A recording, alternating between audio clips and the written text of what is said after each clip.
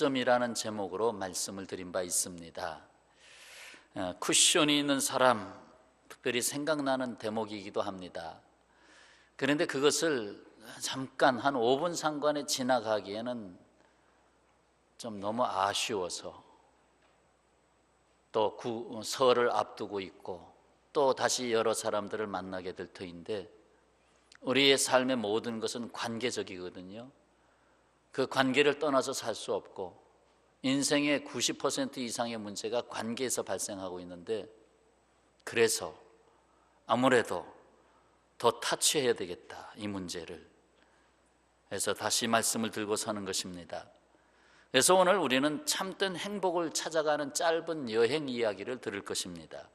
이 이야기의 결론은 어떻게 참 행복을 찾게 되고 진정한 자유를 찾게 됐는가를 보게 하는 것입니다. 많은 사람들이 행복, 꿈, 성공, 출세, 성취 등의 단어들을 입에 담으면서 평생을 달려갑니다. 그러나 아쉽게도 모세의 기도에도 나타났듯이 돌아보니 수고와 슬픔뿐이다 라는 아쉬움, 후회 섞인 인생을 두고 삽니다. 리더십의 작가, 또 국제적 강사 조신영 씨가 2008년에 고단한 삶을 자유롭게 하는 쿠션에서 작은 글씨로 고단한 삶을 자유롭게 하는, 그리고 아주 큰 글씨로 쿠션이라는 책을 써냈습니다. 몇 년 안 됐지만 벌써 50세에 이를 정도로 많은 관심을 일으키고 있고, 그냥 한번 슬쩍 지나갈 수 있는 책이 아니고 마음에 평생 담을 수 있는 책이다 라고 생각해서 적극 추천을 합니다. 더 추천하고 싶은 것은 우리 청년들이 이것을 가지고 한번 연극을 꾸며봤으면 하는 생각입니다. 이 책을 읽고 한 30분, 좀 길게는 1시간 정도의 연극을 만들어서 우리 교회의 무대에도 한번 하고, 그 다음에 나아가서 국립 우리 나라에서 제일 큰 예술의 전당에 한번 가서 하고, 그 다음에 국제 무대에 나가서 또 한번 하고, 그렇게 했으면, 목사님 그렇게 허황된 얘기를 하십니까? 근데 꿈이 있어야 하죠. 꿈이 있어야 하죠. 그래서 우리 교회 청년들이 엄청난 그 연극팀을 발전하고, 그래서 1기, 2기, 3기 이렇게 만들어지고, 그래서 저 사실 꿈 중에 하나가 연극팀 만드는 게 꿈인데 아직 안 되고 있습니다. 그래서 이 꿈으로 올려놓을 수 있는, 이 무대에 올려놓을 수 있는 이 쿠션이라는 책에 담긴 이야기를 그냥 지나갈 수가 없더라고요. 이 책을 읽는 동안에 심장 박동이 뛰고 감동이 밀려오고, 이거 아무래도 오늘 설교, 이 삶의 이야기 속에서, 하나의 스토리 속에서 오늘 말씀을 전해야 되겠다. 원래 저는 본문 설교를 좋아하고 강해 설교를 많이 하는 사람인데, 오늘만큼은 여러분들이 조금 더 삶의 이야기로 들어가서 말씀을 들었으면 합니다. 자, 그 중에 뼈대만 좀 옮겨보고자 하는데, 아무래도 살을 많이 빼놓으면 이해가 조금 부족할 수 있지만 그래도 어느 정도 전달을 해보고자 합니다. 출판사에 기고하면서 근근히 살아가는 빚쟁이 한바로라는 사람이 주인공입니다. 그에게 매일같이 날아드는 빚독촉 메시지, 독촉장이 그에게는 지옥의 메시지와 같았습니다. 생활고로 인하여 고단하고 가족 간에도 사랑의 윤기조차 찾아보기 어려운, 더군다나 나 자신은 무엇인가, 나는 나에 대해서 잘 모르겠다 하는 그러한 바로, 그 한 바로에게 미국의 고명한 변호사 사무실에서부터 노란색 봉투가 날라 들어옵니다. 그 편지는 친할아버지의 유언장에 관련하여 회동이 있으니 서울 힐튼 호텔에 몇 시에 나와달라는 것입니다. 이제 부모는 이미 세상을 떠나셨고, 그 유산을 받을 자는 바로 이제 손자들이라는 얘기죠. 그래서 손자 2명이 있었는데 그 손자 2명에게 나와서 유언장에 담긴 유산 문제 가지고 얘기를 하겠다. 그래서 나갔죠. 나갔더니 그 할아버지가 미국에서 사업에 놀라운 성공을 해서 5손가락 안에 들어오는 대부호가 됐습니다. 그 재산은 이루 말할 수 없는 엄청난 재산입니다. 그 재산에 대한 유산 문제를 가지고 모인다니 이거 갑자기 그 빚쟁이에게 있어서는 굉장한 소식이 아닐 수가 없습니다. 그런데 문제는 그 유언장에 3주간의 시간을 주겠다. 3주간의 시간을 줄 테니까 3주 후에 다시 여기서 만날 때에 답을 맞춰오는 사람에게 둘 중에 누구든지 답을 맞춰오면 그에게 재산을 주겠다. 혹 둘 다 못 맞추면 사회에 기부하겠다. 둘이 다 맞춰오면 절반씩 50대 50으로 나눠주겠다는 유언장입니다. 그 유언장에 내준 문제가 바로 이 문제였습니다. R로 시작되는 단어 더하기, A로 시작되는 단어 더하기는 Y로 끝나는 단어다. 그런데 힌트를 주었습니다. 이것은 마음 쿠션의 비밀이다. 마음 쿠션의 비밀이다 라는 것이었습니다. 그래서 바로와 위로, 형제인데 한 바로 한 위로, 이 문제를 이제 풀기 위해서 아무래도 미국 쪽으로 가야 되잖아요. 그 이름 잠깐 봅시다. 한 바로, 그래도 바로 살아야 된다. 바르게 살아야 된다. 바로 살아야 된다 하는 그 의미를 좀 담고 있고, 위로, 그래도 위로 올라가면서 세상에서 성공하는 자가 되어야 되겠다. 그런 두 사람의 서로 다른 특성의 삶, 바르게 살아야 되겠다, 위로 올라가면서 살아야 되겠다 하는 두 사람의 이야기가 되지요. 자, 그래서 미국에 각자 서로 다르게 몰래 들어간다고 했지만 다 미국에서 결국 만나게 되는데, 그래서 할아버지의 흔적을 더듬게 됩니다. 할아버지와 함께 일했던 사람들을 만나게 됩니다. 그러면서 과연 이 비밀의 답이 무엇인가를 찾아가게 되는 것입니다. 결국 답을 찾았습니다. 3주가 다 되어갑니다. 이제는 정확한 시간에 도착해야 됩니다. 그런데 이 한 바로는 미국에서 그 만나기로 한 사람 한 번 더 만나기로 했기 때문에 국내에 들어왔다가 또 나갔습니다. 나갔다가 바로 이제 만나고 다시 들어오게 되는데, 미국의 썸머타임즈에 대해서 잠시 착각을 했습니다.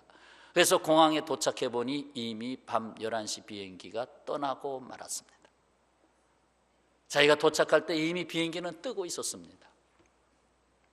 그 비행기를 못하면 그 변호사가 입회하는 그 자리에 정답을 가지고 나가야 되는데 전화도 안 되고 메시지도 안 되고 오직 본인이 와야 된다 하는 조건이 있었기 때문에 거기에 나가지 못하면 자기가 정답을 맞춰서 그 엄청난 수학적으로 계산할 수 없는 재산을 받게 되는데 그거 다 놓치게 된 것입니다. 그런데 한 위로, 그의 형제 한 위로는 그 시간에 도착을 해서 막대한 재산을 홀로 다 갖게 됐습니다. 그 정답은 이것이었습니다. response 더하기 ability, 그것은 liberty다. 반응 더하기 능력은 자유다 하는 답이었습니다.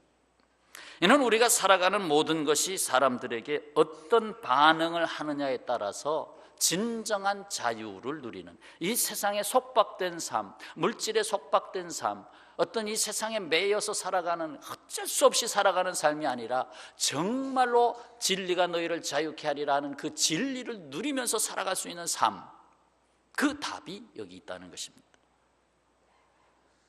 누가 나를 사랑하면 그 사랑에 대한 반응을 하게 됩니다. 누가 나를 분노케 하면 그 분노에 대해서 나도 반응하게 됩니다. 그런데 반응을 어떻게 하느냐, ability, 능력, 어떠한 반응을 나타내느냐, 그것에 따라서 답이 나온다는 것입니다.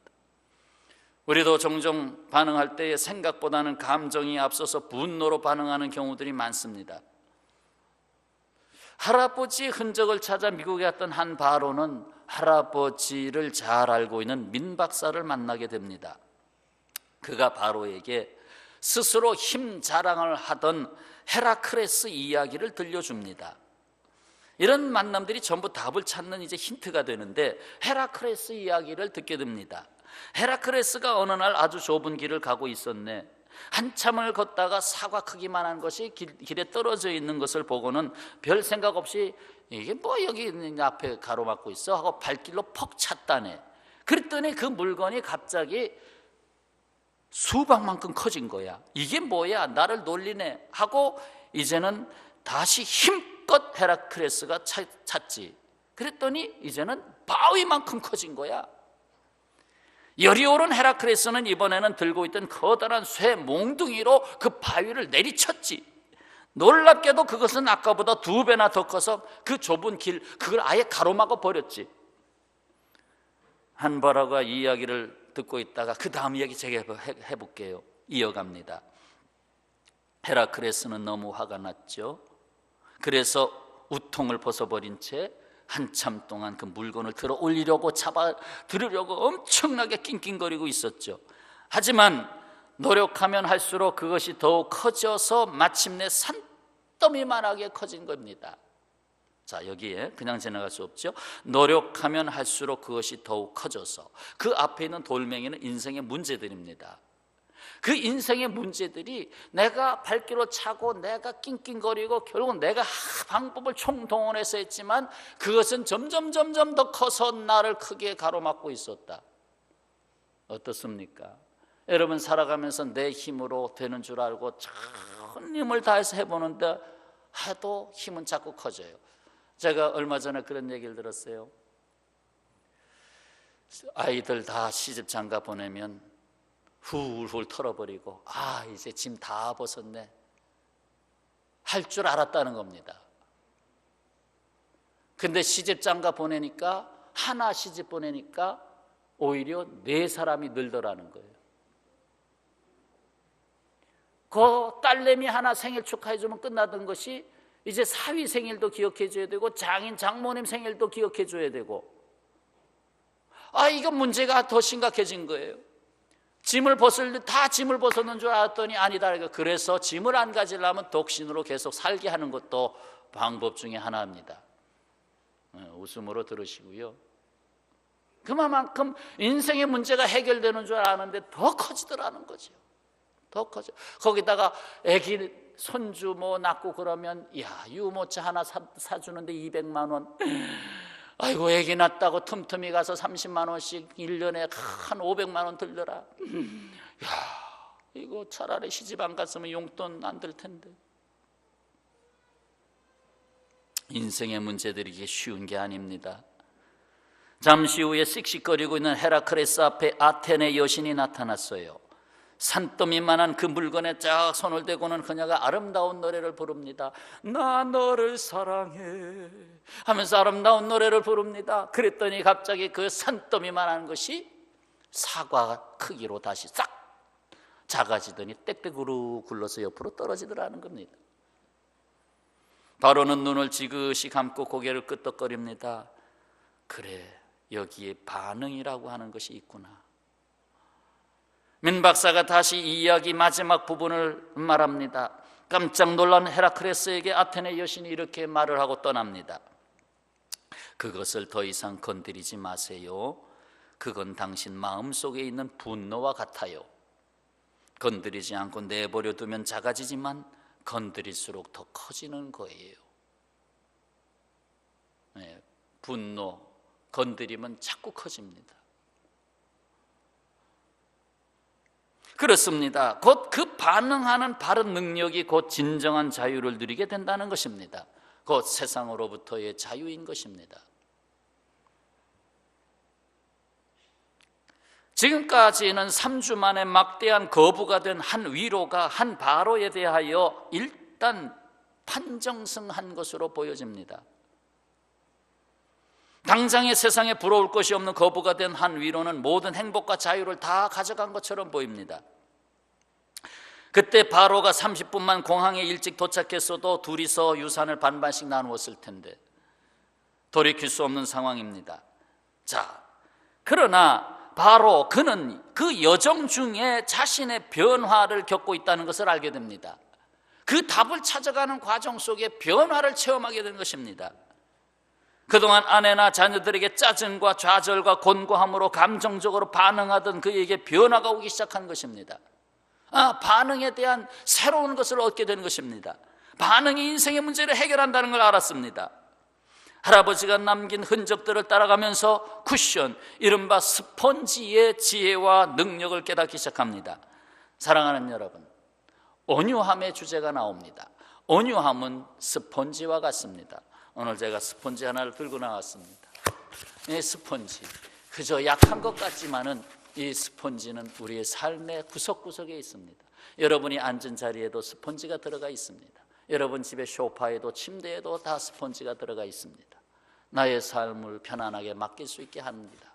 스펀지, 약한 것 같지만 모든 걸 빨아들이고 그리고 다시 제 모양을 갖춰갑니다. 오늘 이 스펀지 얘기입니다. 온유함은 스펀지와 같은데 그 온유함의 능력은 너무나 놀라워서 땅을 차지한다는 것입니다. 땅을 차지한다. 땅을 정복한다. 그 땅의 의미는 재산을 의미하는 것이 아닙니다. 재산만 다 가졌다고 땅을 정복하는 게 아니라 바로 땅 위에 사는 인생들을 정복하지 않으면 정복할 수 없습니다. 결국 인생들이 나에게 온다는 것입니다. 그 인생들이 나에게 오는데 그게 복이라는 것입니다. 곧 하나님의 뜻을 실현하기 위해서 하나님의 뜻을 이루는 사람들이 모여옵니다. 온유한 사람에게는 사람들이 다가옵니다. 할아버지는 스펀지를 개발하여 100층짜리 본부 건물을 시카고에 가질 만큼 세계적인 부호가 됩니다. 본부 건물만 100층이 넘는 빌딩을 갖게 됐습니다. 사실상 스펀지 때문에 거부가 된 것이 아니라 스펀지를 개발하게 된 동기가 그를 부하게 만들었습니다. 모든 인간관계는 스펀지와 같다. 그래서 기업의 이념을 스펀지에 담긴 정신으로 해야 되겠다. 그래서 거기에 수많은 사람들이 모이게 된 것입니다. 삶을 돌아보면 객관적인 사실은 10%, 나머지 90%는 그것에 대한 자신의 반응이다. 내가 살아가는 이 세상의 현실은 10%, 나머지 90%는 내가 만들고 있다는 것입니다. 나의 직장에 대한 나는 어느 직장에 다니고 있다는 사실, 그건 10%에 불과하다는 것입니다. 그것에 대해서 내가 어떻게 그 삶에 반응하느냐, 그 반응하는 능력이 결국 나를 좌우하게 된다는 것입니다. 내가 누구와 결혼했다, 그것 사실 10%밖에 안 됩니다. 그와 결혼해서 내가 어떤 반응을 갖고 살아가느냐가 90%가 되는데 그것이 인생의 행복을 가져오는 비결이라는 것입니다. 반응이라는 말로 썼지만 실질적으로는 관계지요. 그리고 그 반응을 어떠한 능력으로 표현하느냐, 그래서 거기에 능력, 어빌리티가 들어간 것입니다. 그래서 그 반응하는 바른 힘을 얻기 위해서 똑같이 반응하면 안 되잖아요. 누가 나에게 분노를 일으키게 했는데 나 똑같이 나를 화나게 했어? 똑같이 반응하면 어떻게 됩니까? 똑같이 무너지죠. 그래서 거기에 대해서 반응하는 능력을 바르게 기르기 위해서 필요한 것이 있습니다. 할아버지는 매일 새벽에 일어나 3시간을 영혼의 정원을 가꾸는 데 사용했습니다. 그 바쁜 양반이, 그 재벌의 총수가 새벽에 일어나서 3시간 동안은 마음의 정원을 가꾸는 데 사용했다. 그래서 성경책을 보고 기도를 하고 묵상을 하고 또 책들을 읽고 그러면서 3시간 동안은 내 안에 있는 영혼의 집을 위해서 매일같이 시간을 소비한 것입니다. 한시라도 마음의 정원을 가꾸지 않으면 교만과 착각이라는 잡초가 자라나는 것입니다. 더욱이 한 바로는 그 쿠션, 그 스펀지에는 겸손이 있다는 걸 알았습니다. 그 겸손은 신기에서 세상의 온갖 긍정적 에너지들, 기회들, 인재, 그리고 돈들이 그곳으로 몰려들기 시작했다는 사실을 할아버지의 흔적을 통해서 알았습니다. 스펀지가 물을 흡수하듯이 말입니다. 사실 온유와 겸손은 예수께서 우리에게 배우라고 특별히 말씀하신 것입니다. 특별하게 말씀하셨습니다. 온유와 겸손은 배워야 된다. 그래서 마태복음 11장 수고하고 무거운 짐진 자들아 다 내게로 오라. 내가 너희를 쉬게 하리라. 나는 마음이 온유하고 겸손하니 나의 멍에를 베고 내게 배우라. 그리하면 너희 마음이 쉼을 얻으리니 이는 내 멍에는 쉽고 내 짐은 가벼움이라 하시니라. 아멘. 내가 헤라클레스처럼 막 끙끙거리며 그렇게 살아가는 것이 아니라 내 짐은 가볍다. 나에게서 온유와 겸손을 배우라 라고 말씀하신 것입니다. 바로 예수 그리스도, 그 온유를 우리에게 가르쳐주고 있습니다. 온유, 이는 마치 야생동물이 주인에게 잘 길들여진 상태라고 할 수 있습니다. 야생동물이 주인에게 잘 길들여진 상태, 자신보다 훨씬 더 크고 위대한 존재 앞에 자신의 생각과 감정을 차분히 내려놓고 잠잠히 그분의 뜻을 따르는 반응하는 힘, 그것이 온유라 이 말입니다. 그러므로 온유는 결코 약함이 아니라 진정 하나님의 능력이 임하는 것입니다. 온유는 하나님의 능력이 내 안에 가득 차게 되는 역사인 것입니다. 바로 예수께서 보이신 그 능력입니다. 할아버지가 가장 즐기던 시를 민 박사가 바로에게 들려줍니다. 내 할아버지가 이 시를 종종 입에 담으셨지.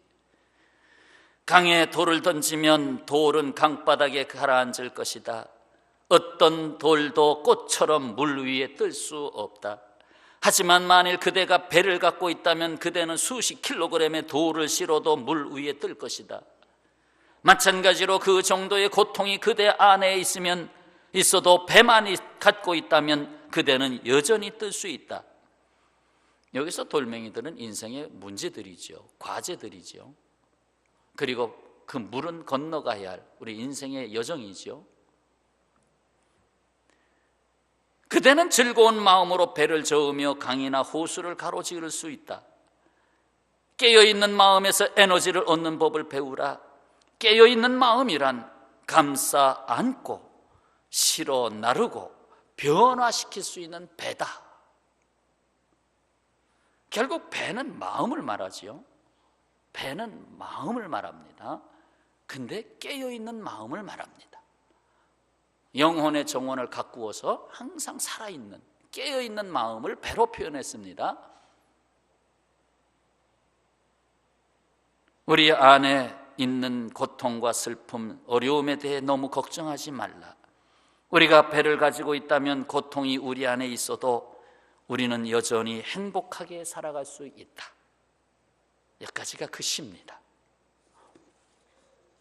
사랑하는 여러분, 이 배의 키를 바르게 돌리기 위해서는, 그 배가 바른 방향으로 가기 위해서는 영혼의 방에서 나오는 생각으로부터 출발해야 합니다. 영혼의 방향에서 나오는 생각으로 그 다음에 언어를 조종하고 내 말을 조종하고, 그리고 그 말은 물질 세계를 조종합니다. 다스립니다. 그럴 때 비로소 그가 하나님이 주신 인생을 바르게 살게 됩니다. 그러나 대부분의 사람들은 반대로 돌립니다. 어떻게 돌리느냐? 시작점이 물질 세계에 있습니다. 그래서 물질이 말을 조종하고 물질 때문에 그 말이 험하게 나오고 분노하고 독화살을 쏟아냅니다. 돈 때문에 모든 문제가 발생합니다. 그리고 그 말은 결국 영혼을 황폐하게 하여 영혼의 정원을 짓밟아 버립니다.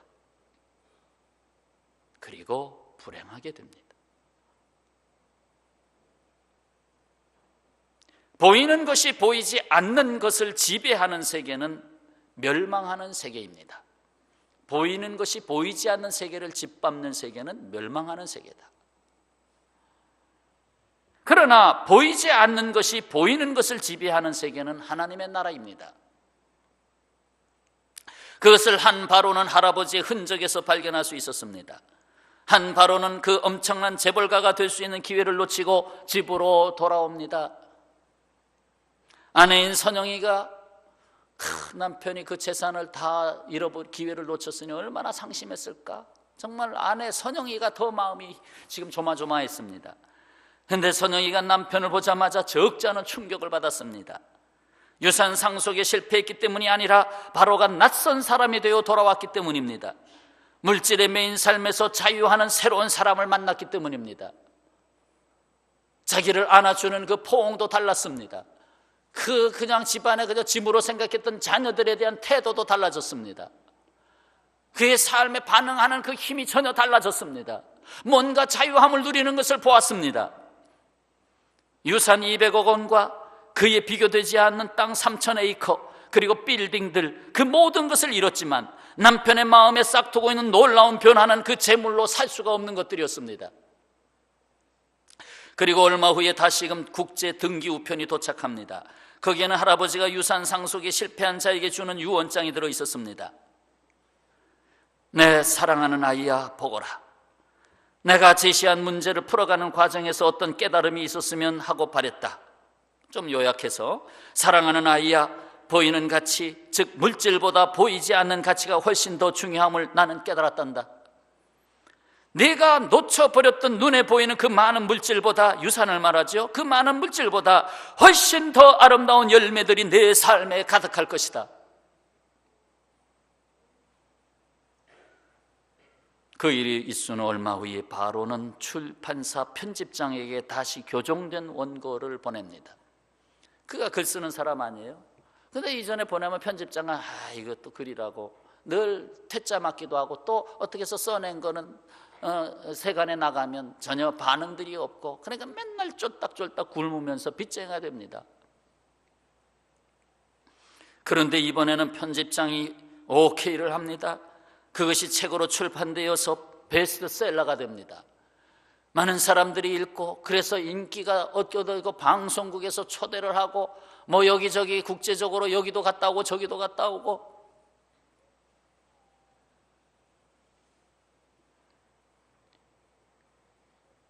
그리고 방송국에서 석 주간의 짧은 여정을 소개합니다. 그리고 오늘 저도 여러분에게 그 짧은 여정을 잠시 옮겨놓은 것입니다. 결국 한 바로는 자신의 힘으로 바로 살 수 있는 것이 아니라 하나님께서 바로 세워주시는 참 자유를 얻는 자로서 행복을 찾게 됐습니다. 한 위로는 맨날 위로만 하고 바라봤던 것을 한 바로가 새로운 삶을 얻고 즐거워하는 것도 보게 됐고, 그 또한 석 주간의 여정을 통해서 그도 받은 바에 감동이 있기 때문에 내가 이제는 위로만 바라보는 삶이 아니라 남을 위로하는 삶을 살겠다. 남을 위로하는 삶을 살겠다 하는 것으로 삶이 바뀌게 됩니다. 그리고 바로가 고생하는 걸 알고 그의 모든 빚을 대신 다 갚아주고, 필요하면 언제든지 찾아주세요. 내가 형으로 모시겠습니다. 모든 관계가 회복된 겁니다. 서로 그동안 보지도 않고 지냈던 형제가, 하나는 돈밖에 모르고 하나는 그래도 바르게 살아야지 글을 쓰면서, 그러나 서로 보지 못했던 관계가 회복됐습니다. 참 행복, 참 자유를 찾아가는 여정이었습니다. 이보다 한 해 앞서서 조신영 씨가 출간했던 책 경청에서 한 노인이 던지는 말이 있습니다. 이 책도 한 해 동안 50만 부가 팔렸던 베스트셀러인데, 이보시게, 내가 주는 물맛을 보려면 먼저 자기 잔을 비워야 하지 않겠나. 물을 따라 주려고 하는데 이거 반쯤 잔에 있어요. 보시게, 비워야 내가 주는 물맛을 보지 않겠나. 이미 가지고 있는 고정된 생각을 버리시게나. 이 잔이 쓸모가 있는 이유가 뭔가? 그것은 잔이 비워져 있기 때문일 것에. 잔이 비워져 있으니까 쓸만한 거 아닌가? 기억하시게, 남의 말을 들으려면 먼저 자신의 마음을 비워야 한다는 것을, 그것이 세상의 도리요 자연의 이치라네. 그렇습니다. 예수님은 천상의 보호자를 비우신 모습으로 이 땅에 오셨습니다. 그래서 비우신 모습 속에 수많은 인생들, 인재들, 새로운 삶의 가치를 찾는 자들이 몰려 들어왔습니다. 그리고 하나님의 나라 땅을 차지하는 역사가 일어났습니다. 온 세계가 하나님의 나라로 변화되는 역사가 일어나고 마지막에는 새 하늘과 새 땅을 준비하고 영원한 천국으로 가는 역사가 이어지는 것입니다. 사랑하는 여러분, 스펀지는 온유의 상징적인 물질입니다. 스펀지 집에서 스펀지 수세미를 대신해서 쓸 때도 있죠. 사용할 때마다 여러분 의자에 앉을 때마다 스펀지 기억하라고, 쿠션 기억하라고 제목을 오늘 스펀지로 써드렸습니다. 스펀지가 자신의 것으로 채우고 있으면, 스펀지가 물을 잔뜩 머금고 자신의 것으로 채우고 있으면 다른 물을, 새 물을 빨아들일 수 없습니다. 스펀지가 물을 흡수하듯이 듣는 자의 지혜를 찾아가는 여정에 행복과 참 자유가 있으시기를 주님의 이름으로 축복합니다. 온유한 자는 복이 있나니 그들이 땅을 기업으로 받을 것이며. 기도하겠습니다.